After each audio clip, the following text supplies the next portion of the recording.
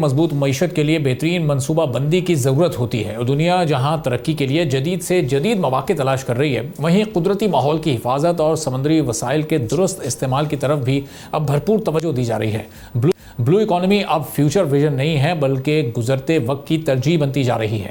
Ministry of میری time affairs نے ایک بلو اکانومی پالیسی بنانے کا اعلان کیا ہے، جس کا بنیادی مقصد پاکستانی میری ٹائم کی صلاحیتوں سے فائدہ اٹھاتے ہوئے سالانہ $100 بلین سے زیادہ کی آمدنی کمانا ہے۔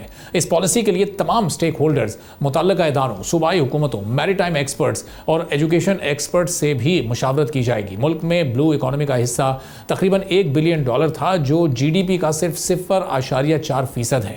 پاکستان کی بلو اکانومی بنیادی طور پر فشنگ، ساحلی ٹورزم اور سمندری تجارت پر مشتمل ہے۔ بلو اکانومی میں سمندری غذا کی ایکسپورٹس کا تقریباً 450 ملین کا حصہ ہے، جبکہ سمندری سیاحت سے تقریباً $300 ملین کی آمدنی ہوتی ہے۔